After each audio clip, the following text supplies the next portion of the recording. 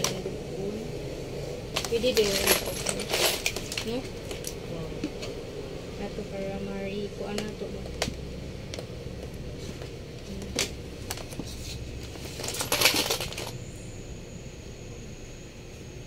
Pwede alo. Kasoft ko dami nga lubot.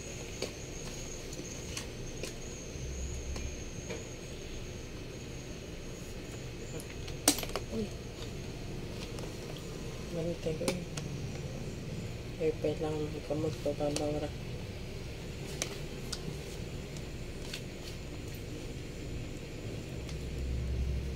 Alo, kasoft niya, boss.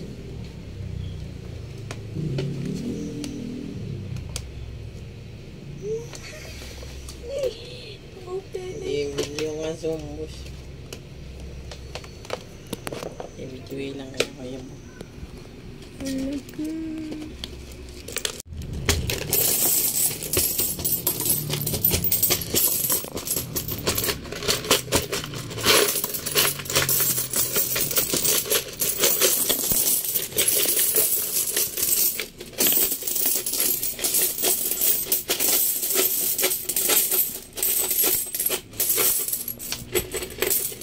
Wow!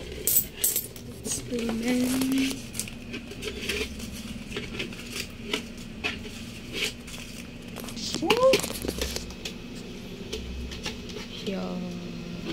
Empty. Wala na siya isulod. Sure ka naman.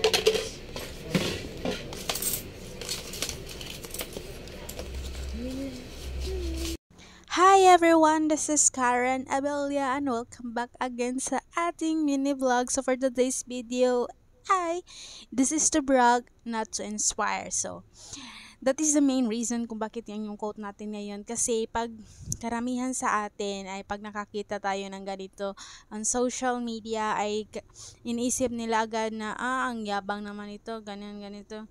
Hindi nila alam na ini-inspire kayo na mag-save na ganito, ang sarap sa feeling pag may nakikita na kayo sa inyong savings. So just fun fact about this savings. So yung nag-initiate talaga na bumili ng savings is yung bilalagyan ng savings namin is yung anak ko talaga, kasi sabi niya gusto niya talagang mag-save, and iniisip ko naman kung paano ka mag-save, nandun ka sa probinsya, sinong magbibigay sa'yo ng pera para mag-save ka, ang hirap. So sabi niya pag nandito lang daw siya sa Cebu City o di kaya dito sa city is doon lang daw niya lalagyan, kaya hesitant pa talaga ako nung una na bumili, kasi nga in the first place bata pa siya at wala, saan siya kukuha ng pera, di ba? And wala ka din kasing kaming negosyo sa bukid.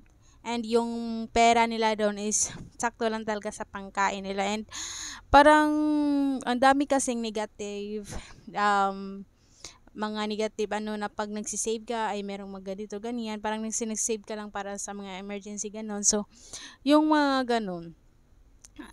Tapos, ayun, binilan ko na nga siya. Tapos, nanghihingi siya ng pera sa akin para iligay niya doon. So, tapos, binigyan ka naman siya. And then, nung umuwi na siya sa probinsya, is kami na yung nagtuloy. So, every time na may tip yung aking boyfriend sa kanyang work, is nilalagay namin lahat doon. Kaya, ayun, sabi niya sa akin, pag nag-quit na siya sa kanyang work, is i-open na namin yung alkansya para meron kami pang tustos para sa aming araw-araw na mga kinakailangan. So, ayun na nga. This savings is from January to July 15. So, nung pagka July 16 is inopen na talaga namin yung aming savings, kasi nga kailangan na talaga namin i-open siya para sa aming pang-araw-araw, kasi wala na siyang work.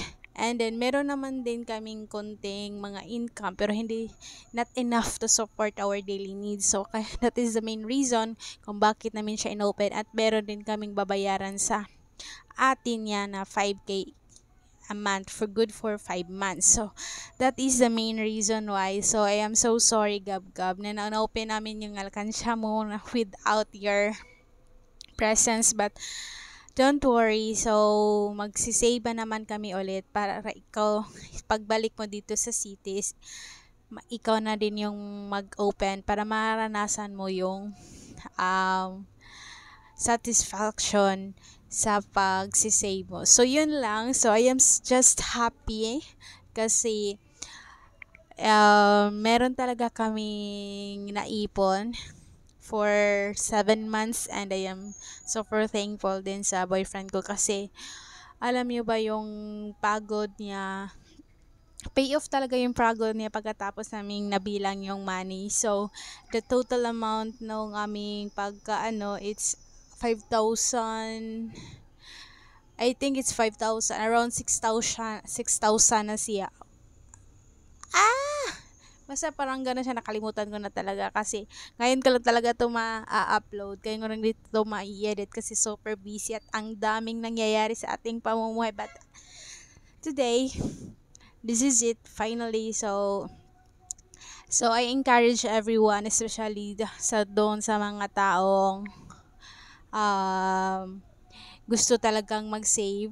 So try to save money kahit na yung ano niyo na lang, yung extra money i-save niyo para grabe yung satisfaction pag na dumating yung time na kinakailangan nyo talaga, tapos meron ka talagang makukuha na hindi ka nagre-rely doon sa ibang tao para sa pangangailangan nyo araw-araw. Yun yung pinaka the best na feeling, yung feeling nung time na yun. And yun, and the best lesson this time is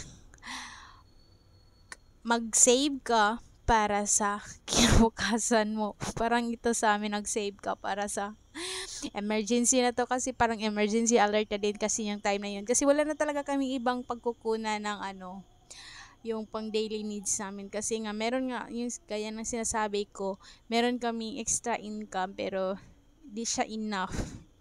Kasi may nag-aaral pa din ako, tapos siya nag-aaral din siya, tapos yung time na yun is wala pa siyang work, at naghahanap pa kami ng time na yun ng work. And as you can see in my previous vlogs, doon yung makikita yung mga paghihirap namin bago namin bago kami makapag-restart ulit. Tapos meron pa kaming mga bayarin dito sa boarding house. So yun. And I hope that this video is na-inspire kayo.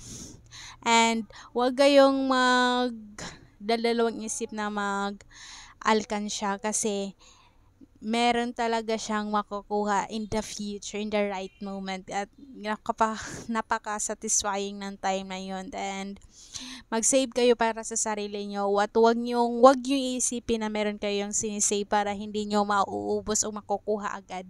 So yun lang. I hope that you find interesting this video. See you in my next video. Bye!